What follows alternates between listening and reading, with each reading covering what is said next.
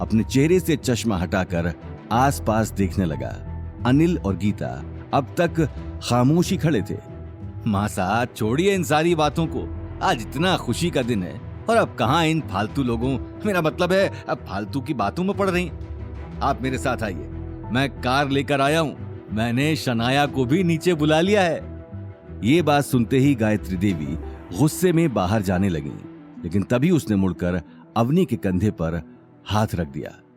अभी ये बात खत्म नहीं हुई है, इसका जवाब मैं तुम्हें दूंगी और कैसे दूंगी ये तुम देखती जाओ। गायत्री देवी ये बोलकर कमरे से बाहर निकल गईं। आखिर क्या होगा गायत्री देवी का अगला कदम? अवनी अपनी ही दादी का ये रूप देखकर अंदर ही अंदर टूट चुकी थी। वो किसी से बिना कुछ कहे कमरे से बाहर निकल गई। गौतम भी उसके पीछे बाहर आ गया। वहीं दूसरी तरफ कार आने की बात सुनते ही शनाया के चेहरे पर खुशी की लहर दौड़ गई और वो दौड़ते हुए कार देखने आ गई। कैसी लगी कार शनाया बेटी? शनाया ने खुश होते हुए जवाब दिया, वाओ चाचू, इट्स अमेजिंग, ये तो बहुत महंगी होगी।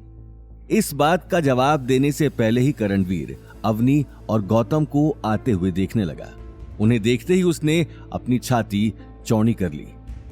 हाँ महंगी तो है, लेकिन तेरी शादी में क्या महंगा और क्या सस्ता, बस 2 करोड़ की है और ये कंपनी का रेयर स्पोर्ट्स कलेक्शन है।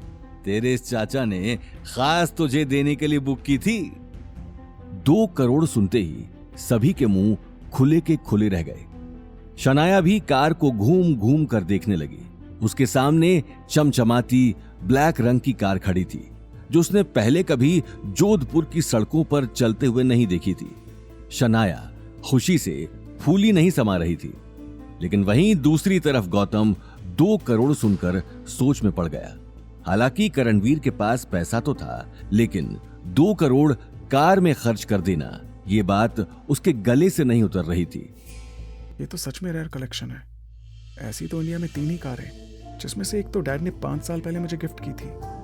ये मॉडल तो वही है जो मैं चलाया करता था, लेकिन मुझे इस कार में गड़बड़ी क्यों लग रही है?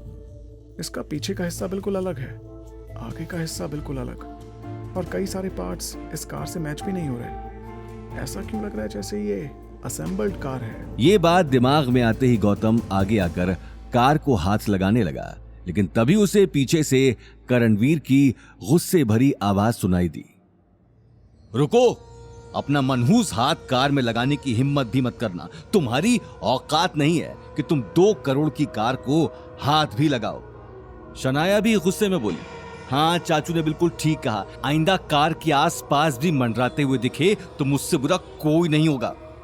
शनाया की आंखों में कल की हुई बेइज्जती का गुस्सा साफ दिखाई दे रहा था, जो अभी तक ठंडा नहीं हुआ था। इसलिए आज वो गौतम पर ताने बरसाने का मौका छोड़ना नहीं चाहती थी।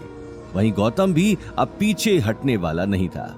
ठीक है, तुम कहती हो तो मैं इसे टच नहीं करता। वैसे मैं बस देख रहा था कि ये कार सच में 2 करोड़ की है या फिर तुम्हारे चाचा तुमसे झूठ बोल रहे हैं। क्या मतलब मैं झूठ बोल रहा हूं? जितनी मनहूस तेरी शक्ल है उतनी ही मनहूस तेरी बातें। मैं तुम लोगों की तरह नहीं हूं जो इतनी बड़ी पार्टी में 50-60 हजार का बेकार सा नेकलेस ले आऊं। ये बात कहते हुए करणवीर की आंखें अनिल और गीता पर चली गई।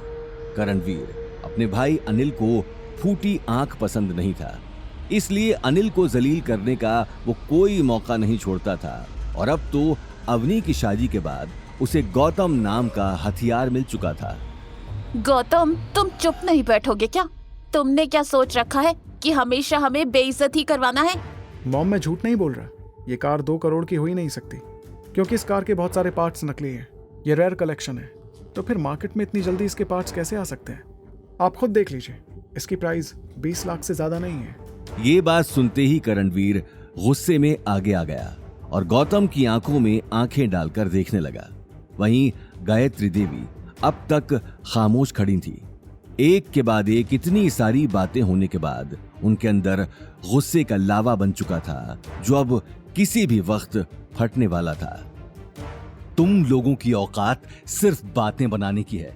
ऐसी कार तो तुम सपने में भी नहीं खरीद सकते, इसलिए दूसरों पर उंगली उठा रहे हो। आसपास खड़े लोगों को भी गौतम की बात पर यकीन नहीं हो रहा था। इसकी यही वजह थी कि गौतम को सभी निठल्ला ही समझते थे और वो सिर्फ करणवीर की कामयाबी पर उंगली उठा रहा था। लेकिन गौतम ये बात बर्दाश्त नहीं कर पा रहा था।